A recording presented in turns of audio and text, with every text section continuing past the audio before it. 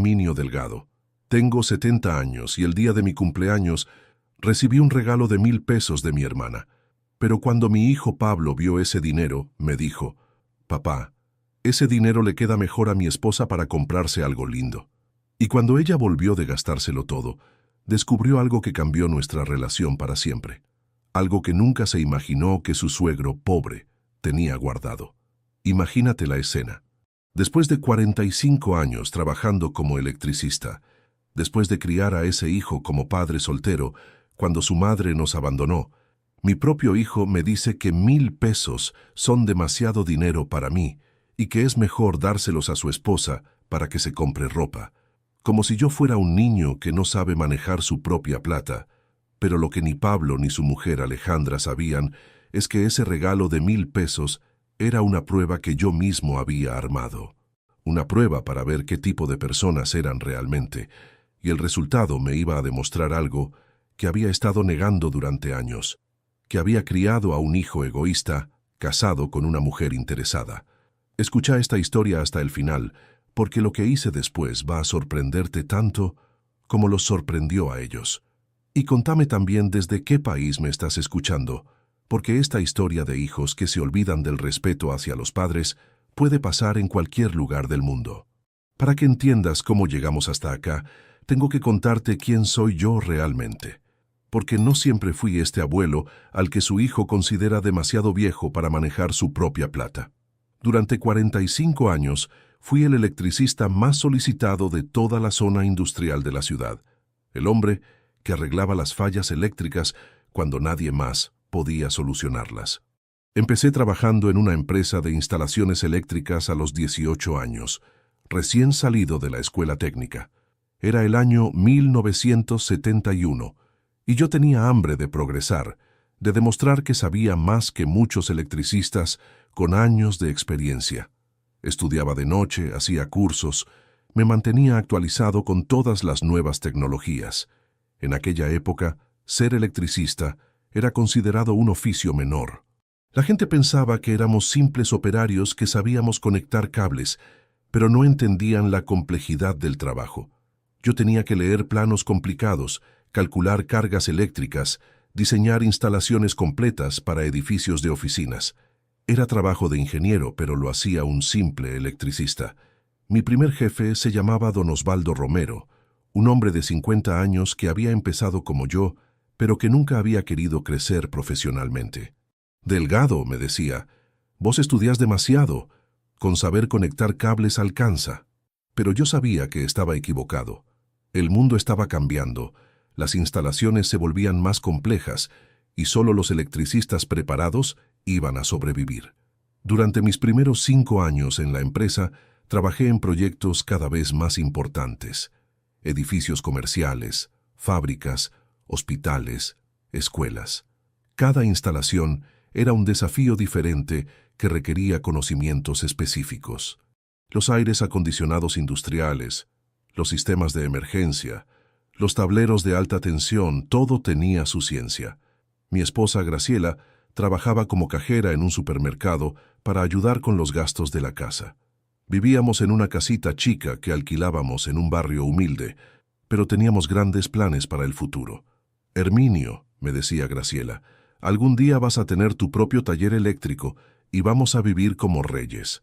Cada peso que ganaba extra haciendo trabajos particulares, los fines de semana, lo invertía en herramientas mejores. Compré mi primer multímetro digital cuando los otros electricistas todavía usaban los analógicos. Compré una dobladora de caños profesional cuando mis compañeros doblaban a mano. Cada herramienta era una inversión en mi futuro. Los clientes empezaron a pedirme específicamente a mí para sus trabajos más complicados. «Que venga, Delgado», decían cuando tenían problemas eléctricos que otros no podían resolver. «Ese muchacho sabe lo que hace». Mi reputación creció hasta convertirme en el electricista de confianza de varias empresas importantes de la ciudad. Cuando nació Pablo en 1975, yo ya había empezado a hacer trabajos independientes los fines de semana. Arreglaba heladeras, instalaba aires acondicionados, hacía el cableado de casas particulares. Cada peso extra que ganaba lo guardaba para comprar herramientas mejores, y algún día montar mi propio negocio.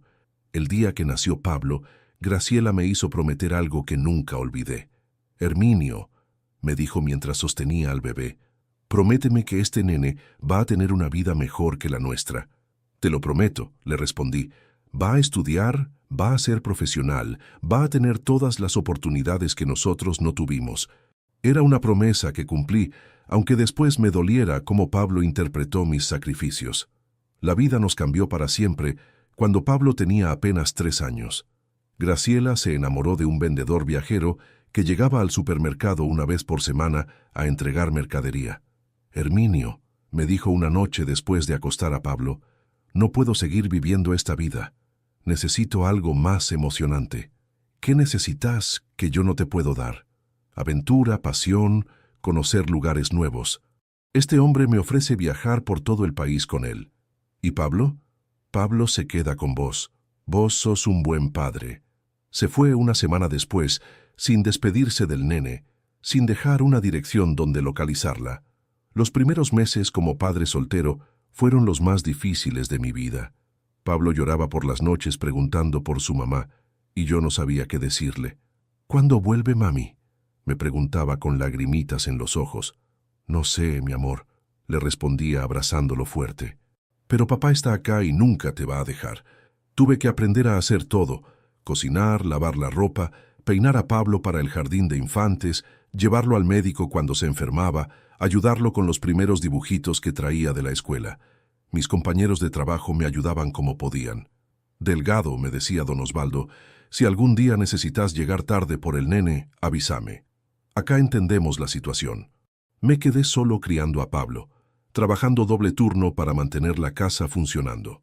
Por las mañanas trabajaba en la empresa, por las tardes hacía changas particulares, por las noches cocinaba, lavaba la ropa, ayudaba al nene con las tareas del colegio. Era agotador, pero nunca consideré otra opción que no fuera salir adelante. Los fines de semana eran especiales porque podía dedicarle todo mi tiempo a Pablo. Lo llevaba al parque, le enseñaba a andar en bicicleta, jugábamos al fútbol en el patio, íbamos al zoológico cuando tenía dinero extra. Papá, me decía Pablo cuando volvíamos de nuestras salidas, me gusta que seamos solo nosotros dos. A mí también, mi hijo. Durante la adolescencia de Pablo, las cosas se volvieron más complicadas. Él necesitaba una figura materna que yo no podía darle. Necesitaba conversaciones sobre temas que a mí me costaban, pero salimos adelante juntos. Pablo, le decía cuando tenía problemas en el colegio, vos y yo somos un equipo. Siempre vamos a encontrar la solución. Pablo creció sabiendo que papá era todo lo que tenía en el mundo. ¿Por qué se fue mamá?, me preguntaba cuando era chico. Porque era joven y no sabía lo que quería, le respondía sin hablar mal de Graciela. ¿Va a volver? No sé, mi hijo. Mientras tanto, vos y yo nos tenemos el uno al otro. Cuando Pablo empezó el secundario, yo ya había logrado establecer mi propio taller. Los años de sacrificio habían dado resultado. Tenía clientes fijos, una reputación sólida, ingresos estables. Pablo, le decía, todo lo que estoy construyendo es para vos. Algún día vas a heredar este negocio y vas a tener trabajo asegurado para toda la vida. Pero Pablo nunca mostró el menor interés en aprender el oficio. Cuando cumplió 15 años, traté de enseñarle los conceptos básicos de electricidad. Mira, Pablo, esto es un circuito en serie, esto es un circuito en paralelo.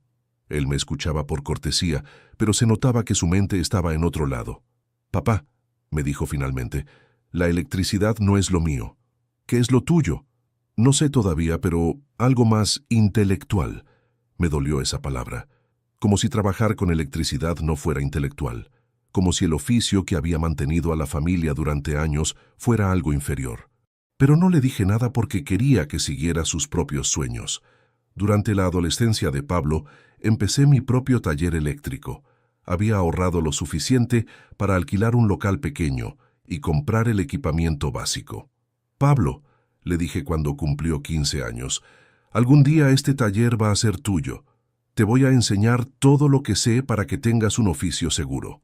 El local estaba en una zona industrial donde había muchas fábricas que necesitaban mantenimiento eléctrico constante.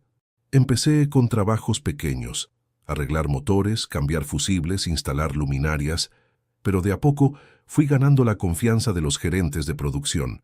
Delgado es confiable, decían. Si él dice que algo va a funcionar, funciona. Pero Pablo nunca mostró interés en aprender electricidad.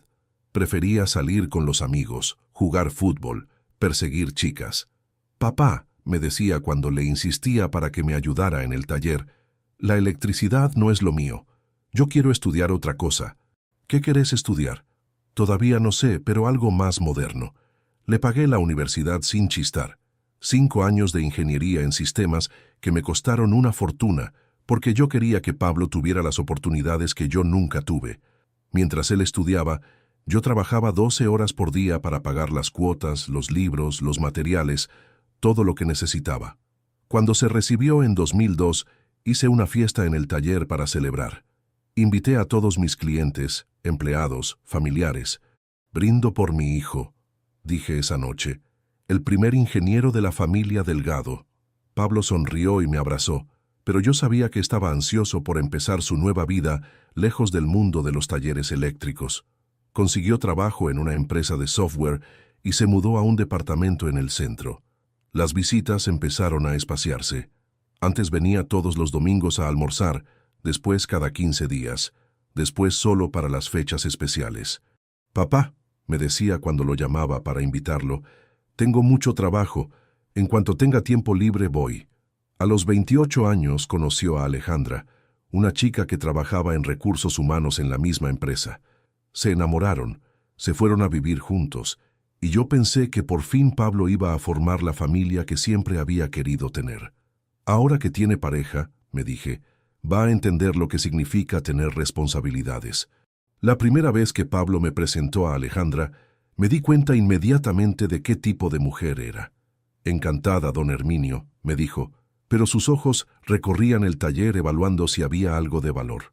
Durante la conversación, solo hablaba de cosas caras.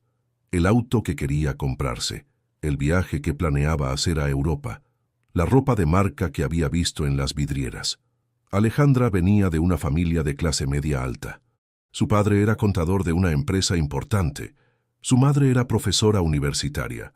Estaba acostumbrada a cierto nivel de vida que Pablo, con su sueldo de ingeniero junior, no podía darle inmediatamente. «Pablo me contó que usted tiene un negocio», me dijo durante esa primera visita. «Sí, tengo un taller eléctrico», le respondí con orgullo.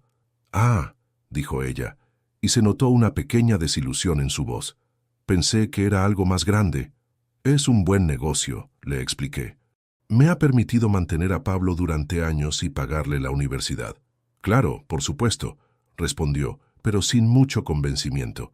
«¿Y usted a qué se dedica?», me preguntó como si no supiera que estaba parada en medio de un taller eléctrico. «Soy electricista», le respondí. «Ah, qué interesante», dijo, pero se notaba que para ella un electricista era alguien de clase baja, alguien que no estaba a la altura de su novio ingeniero. Durante esa primera visita, Alejandra hizo varios comentarios que me llamaron la atención. «¿Pablo siempre vivió acá?», preguntó mirando las herramientas y los cables como si fueran objetos exóticos. «Sí», le respondí. «Acá se crió después de que su madre se fuera. Debe haber sido difícil para él vivir en este ambiente tan industrial, como si haber crecido en un taller eléctrico fuera algo traumático. Como si el lugar donde Pablo había sido feliz durante años fuera inadecuado para formar a una persona». «Pablo nunca se quejó», le dije. «Al contrario, siempre fue feliz acá». «Sí, por supuesto», respondió sin convencimiento. Durante los 2 años de noviazgo, Alejandra nunca vino sola a visitarme. Siempre venía con Pablo, siempre tenía prisa por irse, siempre encontraba alguna excusa para no quedarse a comer. «Pablo», le dije un día, «tu novia no parece muy interesada en conocer a la familia. Es tímida, papá. Dale tiempo». Pero no era timidez, era desprecio disfrazado de cortesía. Alejandra me veía como el obstáculo que Pablo tenía que superar para integrarse completamente a su mundo de profesionales universitarios. Yo representaba el pasado humilde que ella prefería que quedara atrás. «¿Tu papá nunca pensó en estudiar algo?», escuché que le preguntó a Pablo un día que creían que yo no estaba escuchando. Es que él empezó a trabajar muy joven, le respondió Pablo. Claro, pero ahora podría hacer algún curso, algo para actualizarse. Actualizarme, como si 40 años de experiencia no valieran nada. Las pocas veces que Alejandra se quedaba a comer, siempre tenía algún comentario sobre la comida o la casa. «¿Usted cocinó esto, don Herminio?», me preguntaba como si fuera extraño que un hombre supiera cocinar. «Sí, desde que se fue la madre de Pablo, cocino yo». «Qué habilidoso», decía, pero con un tono que sonaba condescendiente. Cuando Pablo le contó que yo había pagado íntegramente su universidad, Alejandra se sorprendió genuinamente. «¿En serio tu papá pagó todo?». «Sí», respondió Pablo. «Trabajó día y noche para darme esa oportunidad». «Qué sacrificio», dijo ella, pero agregó: «Menos mal que valió la pena. Imagínate si hubieras terminado trabajando en el taller». Esa frase me dolió más que cualquier otra cosa que hubiera dicho. Como si todo mi trabajo, todo mi esfuerzo, toda mi vida hubieran sido un destino del que había que escapar. Como si ser electricista fuera una vergüenza de la que Pablo había sido salvado. Cuando se casaron en 2006, yo pagué la mitad de la fiesta. Pablo me pidió ayuda porque querían hacer algo elegante y el sueldo de los dos no les alcanzaba para el tipo de casamiento que Alejandra tenía en mente. «Papá», me dijo, «es solo una vez en la vida. Queremos que sea perfecto». La fiesta costó 40,000 pesos. 40,000 pesos que representaban 6 meses de trabajo para mí, pero los pagué sin quejarme porque quería que mi hijo fuera feliz. Durante la ceremonia, Alejandra me presentó a su familia como el padre de Pablo, que tiene un taller eléctrico, como si fuera algo de lo que avergonzarse. La familia de Alejandra me trató con cortesía, pero se notaba la diferencia de clase. Su padre hablaba de inversiones en la bolsa, su madre de conferencias académicas, sus hermanos de viajes por Europa. Yo escuchaba sin participar mucho, porque mi mundo de talleres eléctricos y reparaciones no tenía nada en común con sus conversaciones. Después del casamiento, las visitas se volvieron aún más esporádicas.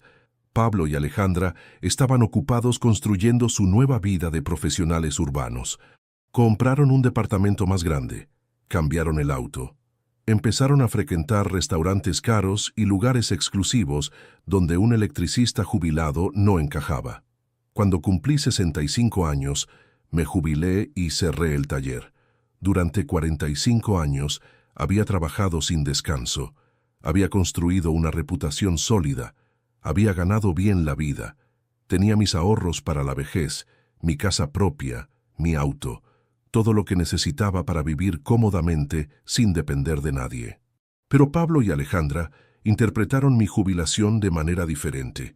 Para ellos, jubilarse significaba volverse pobre, depender de una pensión miserable, necesitar ayuda económica de la familia.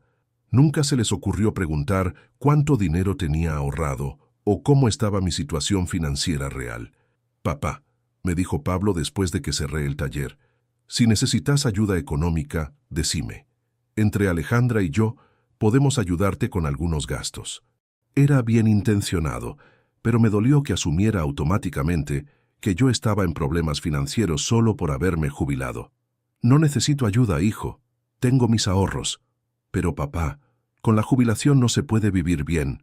Si querés, podés venir a almorzar a casa más seguido para ahorrar en comida».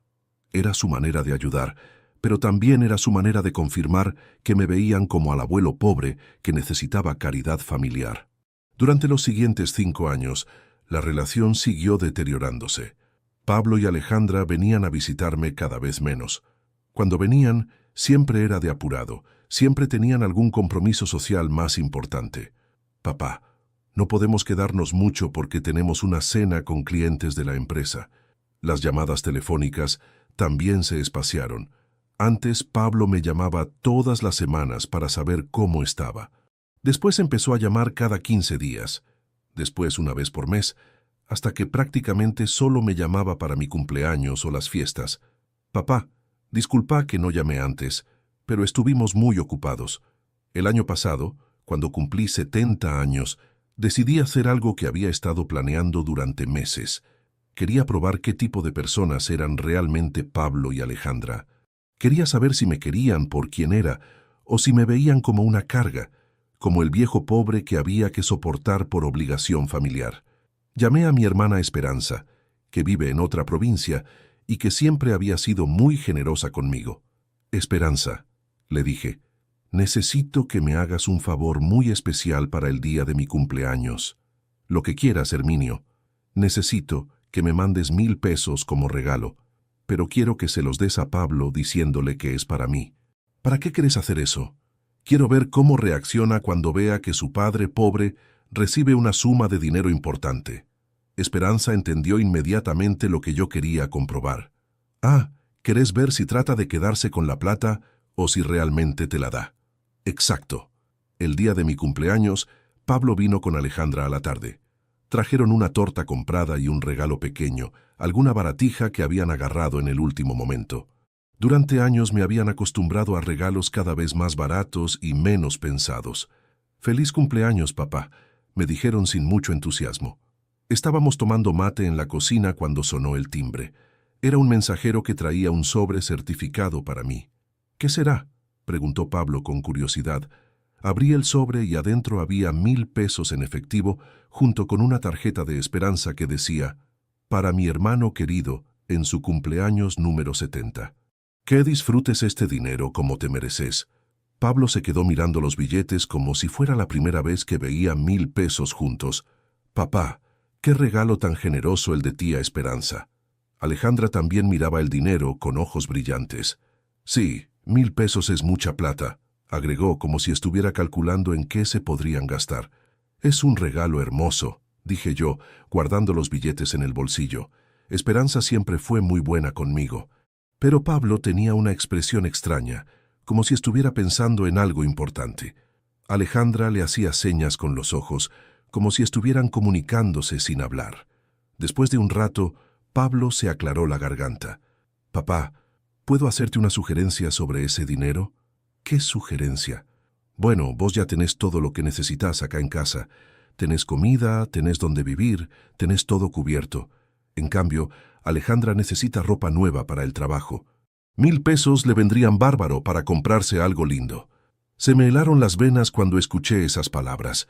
Mi propio hijo, en el día de mi cumpleaños, me estaba pidiendo que le diera mi regalo de cumpleaños a su esposa, porque él consideraba que yo no necesitaba esa plata. «¿Me estás pidiendo que le regale a Alejandra el dinero que me regaló mi hermana?» «No es un regalo, papá. Es que pensamos que le queda mejor a ella. Vos ya tenés todo lo que necesitas». Alejandra asintió con la cabeza. «Sí, don Herminio, yo podría usar ese dinero para ropa de trabajo. A usted no le va a hacer falta. ¿Y cómo sabes que a mí no me va a hacer falta? Papá, ¿para qué vas a usar 1000 pesos? ¿Qué te vas a comprar que no tengas ya?» Era increíble la lógica de Pablo. Porque yo era viejo y jubilado, automáticamente no tenía derecho a gastar dinero en lo que se me ocurriera. «Tal vez quiero comprarme algo para mí», les dije. «¿Cómo qué?», preguntó Alejandra con una sonrisa condescendiente. «No sé. Ropa nueva, algún electrodoméstico, lo que se me ocurra. Es mi dinero». «Pero papá», insistió Pablo, «Alejandra realmente necesita ropa para el trabajo. A vos ese dinero te va a quedar guardado sin uso». La presión que me hicieron durante la siguiente hora fue insoportable. Pablo y Alejandra se turnaban para convencerme de que tenía que darles el dinero. «Papá, seamos prácticos. Don Herminio, piense en lo útil que sería. Papá, nosotros somos más jóvenes, tenemos más gastos. Usted ya vivió, ahora es nuestro turno». Esa última frase de Alejandra fue la que me terminó de convencer de que la prueba había funcionado perfectamente. «Usted ya vivió, ahora es nuestro turno». Como si yo fuera un muerto viviente que no tenía derecho a disfrutar de nada porque ya había pasado mi momento. «Está bien», les dije finalmente, «llévense el dinero». Pablo y Alejandra se miraron con una sonrisa de triunfo. «¿En serio, papá?» «Sí. Si realmente piensan que ustedes lo necesitan más que yo, llévenselo». Les di los 1000 pesos y los vi guardarlos con una satisfacción que me dio náuseas. «Gracias, papá. Sos muy generoso», me dijo Pablo abrazándome. «Sí, don Herminio, muchas gracias», agregó Alejandra. «Voy a comprarme ropa muy linda con este dinero». Se fueron media hora después, felices por haber conseguido 1000 pesos gratis del abuelo tonto. Esa noche no pude dormir. no por los 1000 pesos, sino por lo que había descubierto sobre mi hijo y mi nuera. Durante 70 años había vivido creyendo que Pablo era una buena persona, alguien que me respetaba y me quería, pero la prueba había demostrado que solo me veían como una fuente de recursos, como el viejo al que se le puede quitar la plata porque, total, él ya vivió. Al día siguiente llamé a mi hermana Esperanza para contarle lo que había pasado. «Esperanza, la prueba funcionó perfectamente. Pablo y Alejandra se llevaron los 1000 pesos porque consideran que yo no necesito dinero. ¿Te los pidieron directamente? Me convencieron de que era mejor dárselos a Alejandra para ropa de trabajo. Herminio, eso es terrible. ¿Cómo tu propio hijo puede hacer algo así? Porque me ven como al abuelo inútil que ya no sirve para nada. Porque creen que jubilarse significa volverse pobre y dependiente. ¿Y qué vas a hacer? Algo que debería haber hecho hace mucho tiempo. Durante la semana siguiente, Pablo no me llamó ni una vez para agradecerme por el dinero. Alejandra tampoco se comunicó para decirme qué se había comprado con mi plata. Era como si se hubieran olvidado completamente de que habían sacado 1000 pesos de mi bolsillo el día de mi cumpleaños. Decidí ir a visitarlos sin avisar. Quería ver cómo habían gastado los 1000 pesos. Quería confirmar que realmente lo habían usado para lo que me habían dicho. Fui un sábado por la tarde al departamento donde vivían en el centro de la ciudad. Alejandra atendió la puerta vestida con un vestido nuevo muy elegante. «Don Herminio, qué sorpresa». «Hola, Alejandra. Vine a ver cómo estaban». «Pablo no está, fue a hacer unos trámites». «No hay problema. ¿Ese vestido lo compraste con los 1000 pesos?» «Sí». «¿Le gusta?» «Me costó 800 pesos». 800 pesos por un vestido. 800 pesos de los 1000 que les había dado, gastados en una sola prenda de ropa para ella. ¿Y los 200 pesos que sobraron? Me compré zapatos a juego. Quedé muy conforme con la compra. «Me alegro», le dije, aunque por dentro estaba hirviendo de bronca. Alejandra había gastado todo el dinero de mi regalo de cumpleaños en ropa para ella, sin guardar ni un peso, sin siquiera invitarme a un almuerzo para agradecerme. ¿Dónde fue Pablo? «Al banco. Tenía que hacer unos trámites». «¿Al banco? ¿Qué trámites?» «No sé bien, algo de una cuenta nueva». «¿Una cuenta nueva?» Pablo estaba en el banco abriendo una cuenta nueva el mismo día que yo venía a visitarlos después de haberles regalado 1000 pesos.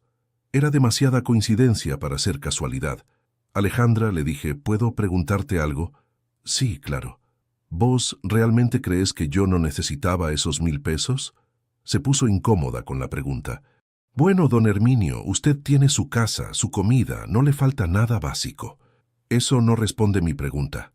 Es que usted es mayor, ya no tiene tantos gastos como nosotros. ¿Y eso significa que no puedo gastar dinero en lo que se me ocurra?» «No es eso, pero nosotros tenemos más responsabilidades, más necesidades. ¿Como comprarse vestidos de 800 pesos?» Alejandra se puso roja. El vestido era para el trabajo. ¿Para el trabajo necesitas un vestido de 800 pesos? «Don Herminio, no entiendo por qué me hace estas preguntas. Usted mismo nos dio el dinero». «Sí, lo hice, y me alegra saber en qué lo gastaron». Cuando llegué a mi casa, llamé inmediatamente a mi contador. «Rubén», le dije, «necesito que me ayudes con algo muy importante». «Dígame, don Herminio».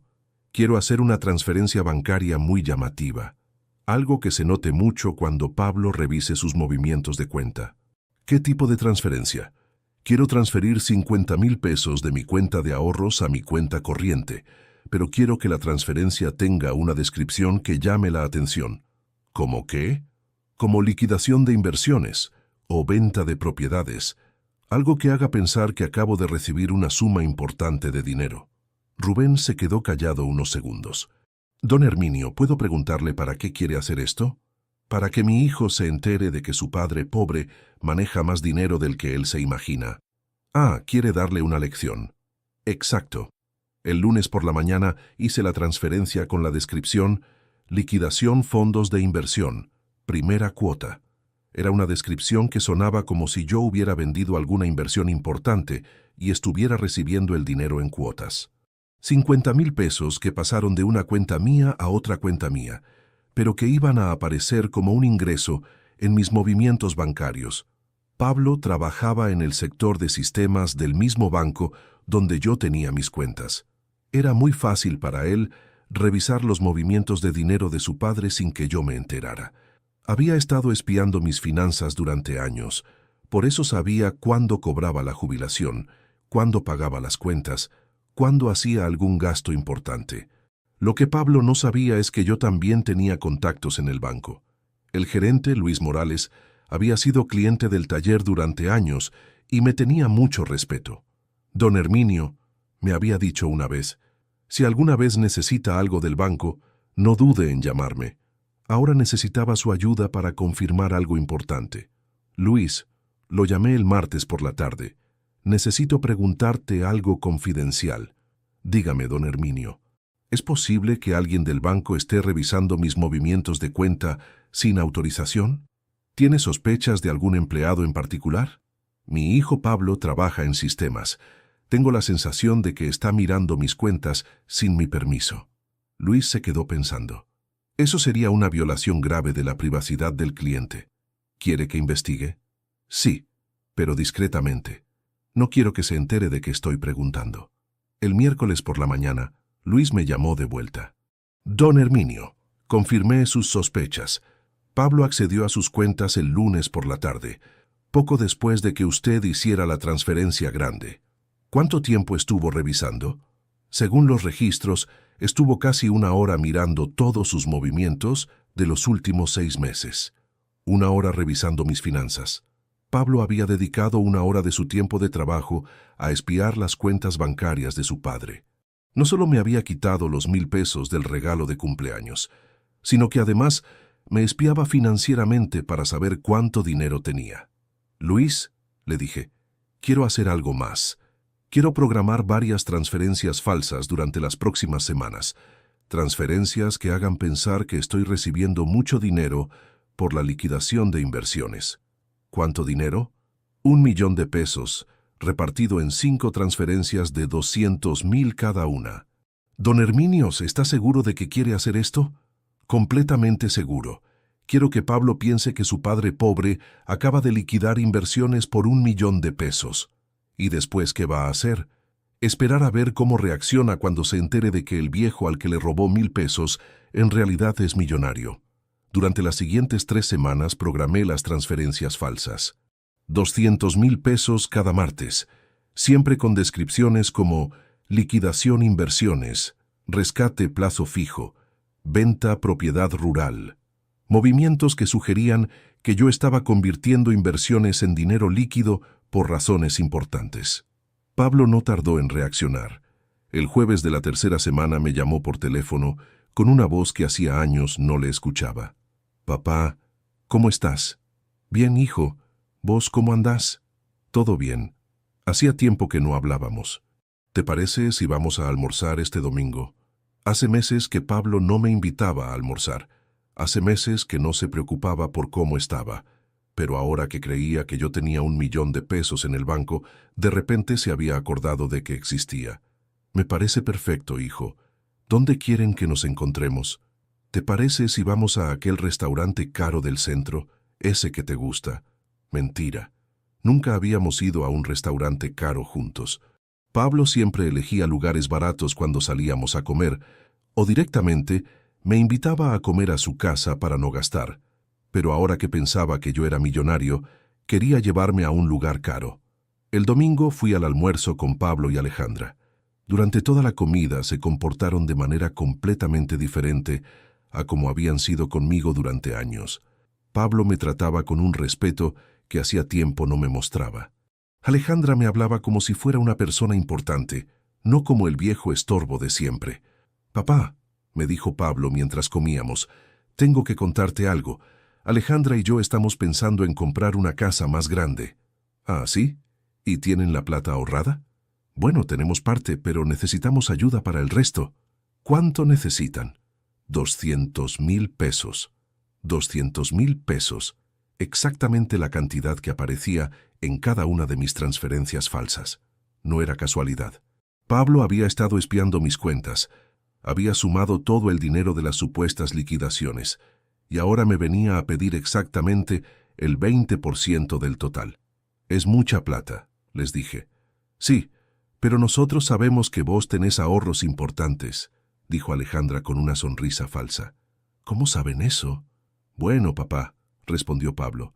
Es obvio que durante tantos años de trabajo guardaste dinero. Además, agregó Alejandra, usted ya no tiene muchos gastos. Esa plata le va a quedar guardada sin uso. Era exactamente el mismo argumento que habían usado para convencerme de darles los 1.000 pesos de mi cumpleaños. La diferencia era que ahora pedían 200.000 en lugar de 1.000. Habían multiplicado por 200 su ambición porque creían que yo había multiplicado por 1.000 mi patrimonio. ¿Y si no los puedo ayudar? Les pregunté para probar su reacción. Pablo se puso nervioso. Papá, nosotros sabemos que vos tenés la plata. No nos vas a negar la ayuda después de todo lo que hicimos por vos. ¿Qué hicieron por mí? Te acompañamos, te visitamos, nos preocupamos por vos. Era increíble cómo Pablo reescribía la historia. Durante años yo había sido el que los llamaba, el que los invitaba, el que se preocupaba por ellos, pero ahora que necesitaban mi supuesto dinero, se presentaban como los hijos abnegados que se habían sacrificado por el padre. Necesito pensarlo, les dije. ¿Qué hay que pensar, papá? Somos familia. La familia se ayuda. Sí, hijo, la familia se ayuda, como cuando me ayudaron a disfrutar de los 1.000 pesos de mi regalo de cumpleaños. Pablo se puso colorado. Eso es diferente. ¿Diferente en qué? Bueno, esto es para una casa. Es una inversión importante. Y los 1.000 pesos eran mi regalo de cumpleaños. También era algo importante para mí. Alejandra se metió en la conversación. Don Herminio, no sea rencoroso. Eso ya pasó. Rencoroso por querer disfrutar de mi propio dinero. El almuerzo terminó mal. Pablo y Alejandra se fueron ofendidos porque yo no había aceptado inmediatamente darles 200.000 pesos. Papá, me dijo Pablo antes de irse, esperamos que recapacites. Nosotros somos lo único que tenés en el mundo. Esa frase me decidió a acelerar mi plan. Nosotros somos lo único que tenés en el mundo. Como si yo fuera un viejo abandonado que debería estar agradecido de que ellos me prestaran atención. Como si mi valor como persona dependiera de cuánto dinero les pudiera dar. El lunes por la mañana llamé a Luis del banco. Luis, necesito hacer el movimiento final de mi plan. ¿Qué quiere hacer? Quiero transferir el 1.000.000 pesos completo a una cuenta nueva que voy a abrir en otro banco. Y quiero que la descripción de la transferencia diga donación beneficencia. ¿Donación beneficencia? Sí. Quiero que Pablo crea que doné todo el dinero a una institución de caridad. ¿Y por qué quiere hacer eso? Porque quiero ver la cara que pone cuando se entere de que el 1.000.000 pesos que él creía que era suyo ya no existe. La transferencia se hizo el martes por la mañana. 1.000.000 pesos que salió de mi cuenta con la descripción Donación Hogar de Ancianos San José. Para cualquiera que revisara mis movimientos bancarios, parecería que había donado toda mi fortuna a un hogar de ancianos. Pablo me llamó esa misma tarde. Papá, ¿podemos hablar? Sí. Hijo. ¿De qué? ¿Es verdad que donaste 1.000.000 pesos al hogar de ancianos? ¿Y cómo sabes eso? Se quedó callado, dándose cuenta de que había admitido que espiaba mis cuentas. Bueno, me enteré por casualidad. No fue casualidad, Pablo. Te enteraste porque estás revisando mis movimientos bancarios sin mi permiso. Papá, yo trabajo en el banco. Es normal que vea estas cosas. No, hijo, no es normal. Es una violación de mi privacidad. Pero papá, ¿realmente donaste todo ese dinero? Sí, lo doné. ¿Hay algún problema? ¿Cómo que si hay algún problema? Ese dinero era para la familia. ¿Para la familia? ¿Desde cuándo mi dinero es para la familia? Papá, nosotros somos tus únicos herederos. Ese dinero nos correspondía a nosotros. Hijo, yo todavía estoy vivo. Mi dinero me corresponde a mí. Pero papá, ¿por qué lo donaste? ¿No pensaste en nosotros? Pensé mucho en ustedes, Pablo. Pensé en cómo me pidieron los 1.000 pesos de mi regalo de cumpleaños. Pensé en cómo me dijeron que yo ya no necesitaba dinero porque ya había vivido. Pensé en cómo ustedes merecían más que yo tener plata para gastar. Papá, eso es diferente. No es diferente. Ustedes me demostraron que consideran que mi dinero les pertenece más a ustedes que a mí. Bueno, ahora ya no hay dinero de qué preocuparse. Lo doné todo. Pablo se quedó en silencio durante varios segundos. Después empezó a gritar. «Papá, ¿cómo pudiste hacer eso? Nosotros necesitábamos esa plata. Ustedes no necesitaban nada. Ustedes querían. Es lo mismo». «No, hijo, no es lo mismo. ¿Y ahora qué vamos a hacer con la casa? Van a hacer lo que tendrían que haber hecho desde el principio, ahorrar para comprársela ustedes mismos. Papá, sos un egoísta. Donaste la plata a extraños en lugar de ayudar a tu propia familia». «¿Extraños? Los ancianos abandonados son extraños». «Bueno, sí, no son tu familia. Pablo, vos tampoco te comportaste como familia cuando me quitaste los 1000 pesos del regalo de cumpleaños. Eso fueron 1000 pesos. Esto es 1.000.000. La cantidad no importa, hijo. El principio es el mismo. Ustedes creen que mi dinero les pertenece porque yo ya soy viejo y ya viví. Bueno, demostré que están equivocados». Colgué el teléfono y por primera vez en meses me sentí realmente bien conmigo mismo. Había logrado demostrarle a Pablo que no era el viejo tonto que se deja manipular, que mi dinero era mío y que podía hacer con él lo que se me diera la gana. Obviamente yo no había donado realmente ningún 1.000.000 de pesos. Las transferencias habían sido entre mis propias cuentas, moviendo el dinero de un banco a otro para crear la ilusión de donaciones. Pero Pablo no lo sabía, y su reacción había confirmado todo lo que yo sospechaba sobre él. Durante la semana siguiente, Pablo me llamó todos los días tratando de convencerme de que cancelara la donación. «Papá, todavía estás a tiempo de recuperar la plata». «No, hijo, la donación ya está hecha». «Pero papá, pensá en nosotros». «Pensé en ustedes, por eso la doné». Alejandra también intentó persuadirme. Vino a casa una tarde con lágrimas en los ojos. «Don Herminio, por favor, ayúdenos con la casa.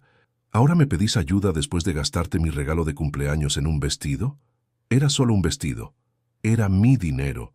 «Pero, don Herminio, nosotros lo necesitamos más que esos viejitos del hogar». «¿Por qué lo necesitan más?» «Porque somos jóvenes, tenemos futuro por delante. Alejandra, esos viejitos, como vos los llamás, también merecen vivir dignamente. Pero usted es familia nuestra. Soy familia cuando necesitan dinero, pero no soy familia cuando quiero disfrutar de mi regalo de cumpleaños». Se quedó sin respuesta. No podía justificar la contradicción de considerarme familia solo cuando les convenía. 2 semanas después de la supuesta donación, Pablo vino a visitarme. Se notaba que había estado pensando mucho en toda la situación. «Papá», me dijo, «quiero pedirte perdón». «¿Perdón por qué?» «Por los 1000 pesos. Tenés razón, no teníamos derecho a pedirte eso». «¿Y por qué me pedís perdón ahora?» «Porque me di cuenta de que te faltamos el respeto». ¿Te diste cuenta ahora o te diste cuenta cuando creíste que yo tenía 1.000.000 de pesos? Pablo se puso colorado. «Me di cuenta cuando perdimos la plata». «Hijo, ustedes no perdieron nada. Nunca tuvieron derecho a mi dinero». «Sí, pero pensamos que íbamos a heredarlo. Y lo van a heredar cuando yo me muera. Mientras tanto, es mío. Y no hay manera de que reconsideres la donación». En ese momento decidí terminar con el experimento. Pablo había aprendido la lección que necesitaba aprender. Había entendido que no podía disponer del dinero de su padre como si fuera propio. Era hora de revelar la verdad. «Pablo», le dije, «tengo que contarte algo importante». «¿Qué?» «Yo no doné ningún 1.000.000 de pesos al hogar de ancianos». Se quedó con la boca abierta. «¿Cómo? Las transferencias que viste fueron entre mis propias cuentas. Nunca doné nada». «¿Qué? ¿Pero por qué?» «Porque quería que aprendieras una lección. Quería que entendieras lo que se siente cuando alguien considera que tu dinero no te pertenece». ¿Me estás diciendo que todo fue una mentira? No fue mentira, Pablo. Fue una enseñanza. La misma enseñanza que ustedes me dieron cuando me dijeron que los 1000 pesos de mi cumpleaños les quedaban mejor a ustedes que a mí. Pablo se quedó sentado en silencio durante varios minutos, procesando lo que acababa de escuchar. «¿Entonces todavía tenés el dinero?» «Sí, todavía lo tengo, pero ahora entendés cómo me sentí cuando me lo quisieron quitar». «Papá, nosotros no queríamos quitártelo, solo pensamos que no lo necesitabas». «¿Y quién les dio derecho a decidir qué necesito y qué no necesito?» «Nadie. Tuvimos razón, nos equivocamos». «¿Se equivocaron o les convino pensar así porque querían la plata?» Nos equivocamos, papá. De verdad. Está bien, hijo. Todos cometemos errores. Lo importante es aprender de ellos. Desde ese día la relación con Pablo cambió completamente. Empezó a visitarme más seguido, no porque necesitara dinero, sino porque había entendido que yo era su padre, no su banco personal. Alejandra también cambió su actitud conmigo, aunque se notaba que le costaba más aceptar que había estado equivocada. ¿Saben cuál es la lección más importante de esta historia? Que los padres no somos bancos de nuestros hijos, que nuestro dinero no les pertenece automáticamente porque seamos mayores, que el respeto no se negocia, se exige. Durante 70 años trabajé duro para tener una vejez tranquila. Durante 45 años fui electricista, ahorré peso por peso, me sacrifiqué para darle una buena educación a Pablo. No lo hice para que él y su esposa consideraran que mi dinero era de ellos. El regalo de los 1000 pesos fue una prueba, pero también fue una revelación. Me mostró que Pablo me veía como al abuelo inútil al que se le puede quitar la plata, porque, total, él ya vivió. Esa mentalidad es lo que cambié con mi plan. Ahora Pablo entiende que mientras yo esté vivo, mi dinero es mío. Entiende que no puede decidir por mí en qué gastar o no gastar. Entiende que ser viejo no significa ser inútil, y que ser padre no significa ser el banco de la familia. ¿Y ustedes? ¿Tienen hijos que los ven como bancos? ¿Alguna vez sintieron que su familia considera que ustedes ya no necesitan dinero porque son mayores? ¿Cuándo fue la última vez que alguien les dijo que ya vivieron como excusa para quitarles algo? Contame tu historia. Contame desde qué país me estás escuchando, porque este problema de los hijos que creen que el dinero de los padres les pertenece es universal. Y recordá siempre, tu dinero es tuyo, no importa la edad que tengas. Nadie tiene derecho a